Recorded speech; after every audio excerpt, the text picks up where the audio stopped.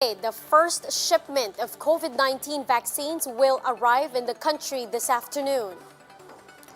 More doses are expected to follow suit, starting with the arrival of AstraZeneca shots from the World Health Organization's COVAX facility tomorrow.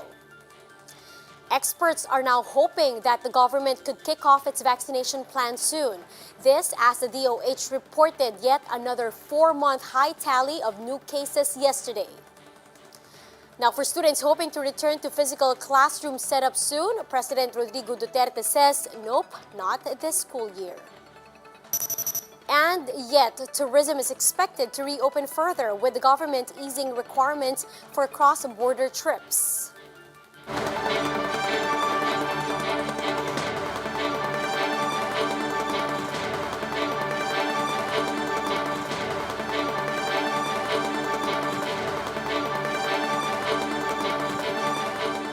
Fast, focused, and fearless. Here's everything you need to know to jumpstart your day. I'm Riza Diaz.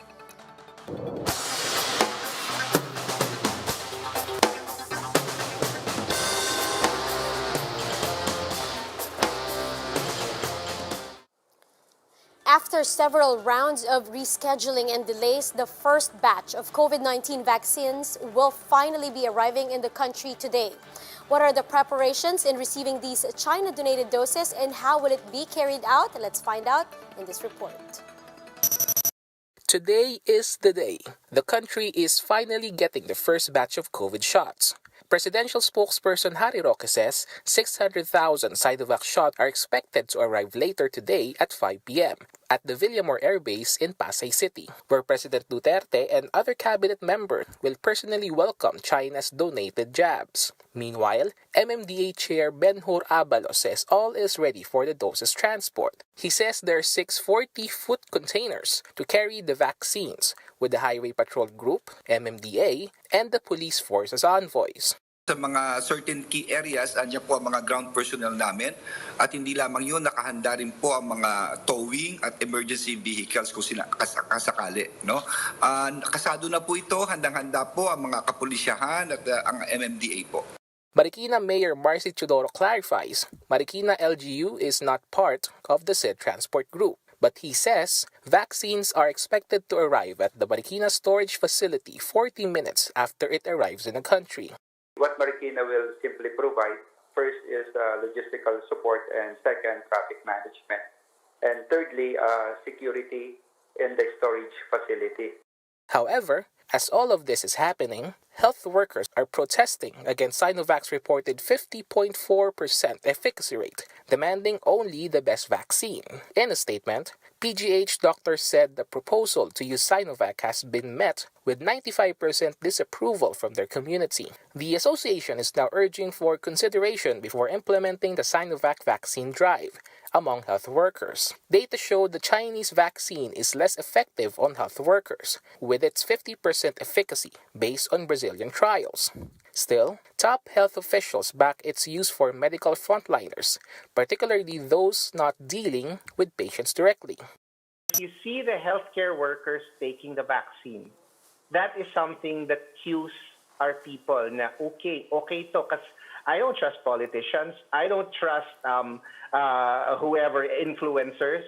If I see the doctors who have been protecting us for the last year take this, then I trust them with my life.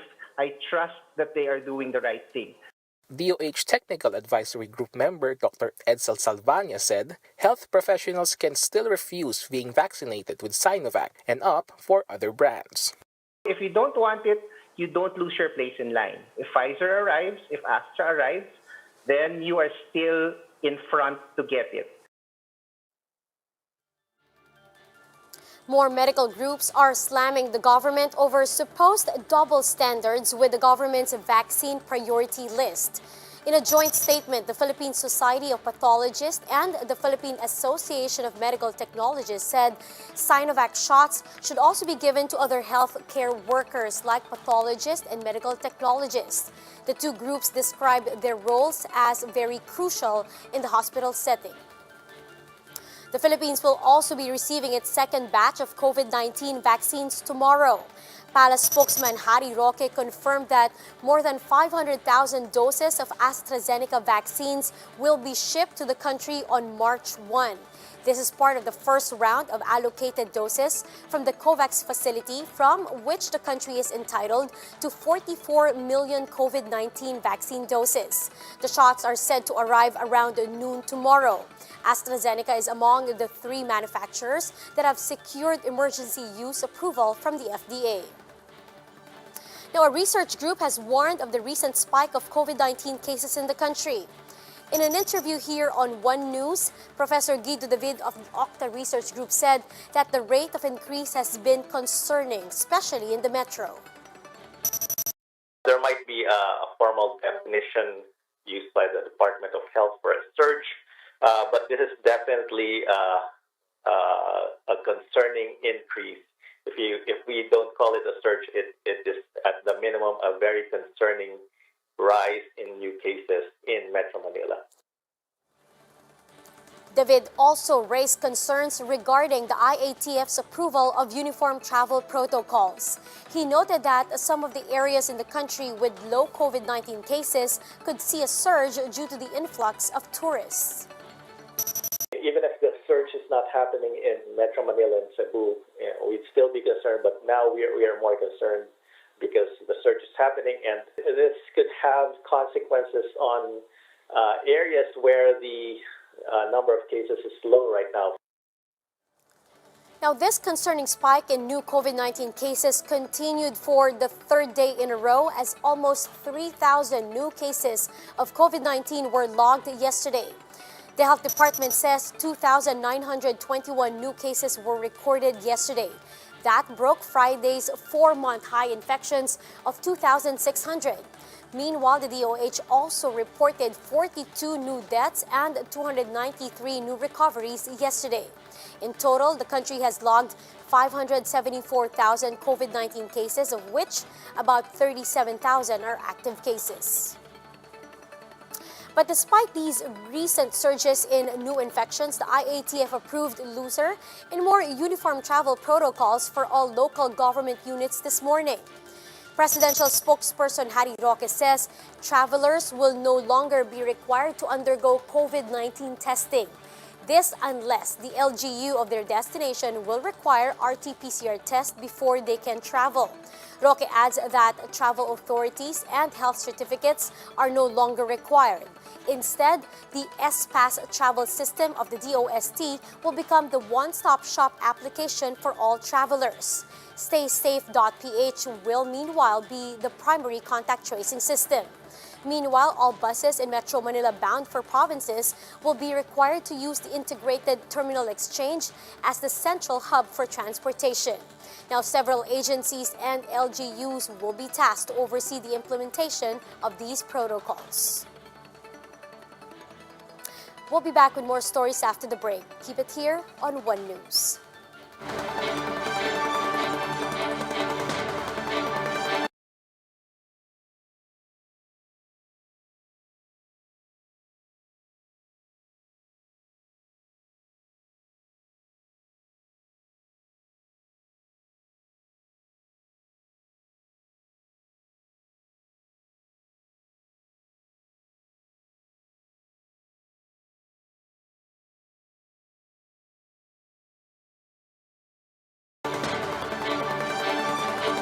You're still watching One News Now. I'm Riza Diaz. New footage caught from a CCTV is shedding new light on the events that led to the misencounter between the PIDEA and the QCPD last Wednesday. Based on the initial investigation of the NBI, the buy-bust operation was initially set at Quiapo, Manila, but the target moved the transaction to Litex, Quezon City. The gunfight left plenty of PIDEA and QCPD officers hurt, while a total of 4 were killed. The family of a police officer who died in the shootout is seeking answers as to what actually happened during the encounter. Napakasakit nung nangyari na parang sobrang parang pinatay yung asawa ko nang walang kalaban-laban. Na sobrang daming balang inano sa kanya. Sobrang daming balang ibinaril sa kanya. Now here are other top stories across the nation. President Duterte says he does not want any independent congressional probes on the fatal misencounter between policemen and PDEA operatives. According to presidential spokesperson Harry Roque, this is to give the NBI a chance to properly and impartially investigate the incident. This after the House Committee on Dangerous Drugs and other lawmakers called for an investigation of the shootout to determine the adequacy of RA 9165 or the Comprehensive Dangerous Drugs Act of 2002. Now, UD Oil Philippines forecast another round of fuel price hike as oil companies are raising pump prices again next week. Local oil players recently raised gasoline prices by more than 1 peso per liter, diesel prices by 95 centavos per liter, and kerosene prices by 1 peso per liter.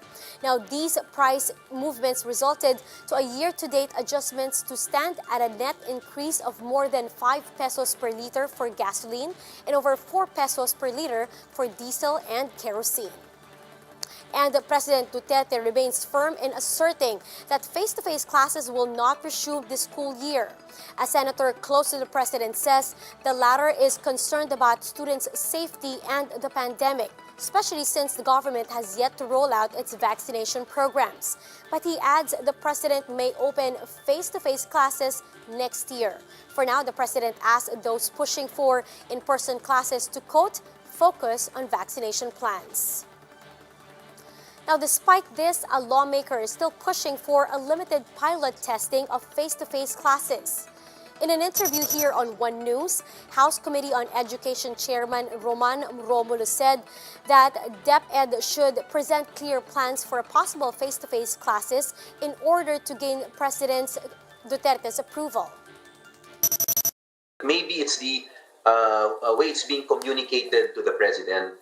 Again po, because no one is talking about two approaches, and that is what I am asking the DepEd to propose. That may be the crux of the problem. Maybe it's a question of communication, telling IATAF and the president that there should be two approaches. Hindi naman ito one size fits all.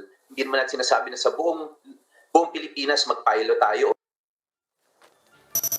Romulo also noted that it might be best to invite a pool of medical and science experts to discuss how to properly implement in-person classes. It is the right time for them to create to invite a pool of medical and science experts to give them proper advice on how to conduct, on how to probably pilot face-to-face. But again, it must be localized. Hindi po pwede na magre-rely tayo sa mga foreign agencies talking about other jurisdictions when the context, the situation, the physical situation may be far different from Metro Manila. We have to be dictated, we have to abide by science and medical experts here, not by studies in another country that may not be applicable, in fact, in our jurisdiction. And that's how the day is shaping up to be. Join us again later at 10 in the morning as we continue to monitor the day's biggest stories. You can also catch One News on Signal Play app. Register for a free account now at www.signalplay.com and stream One News live anytime, anywhere. I'm Riza Diaz. We are One News.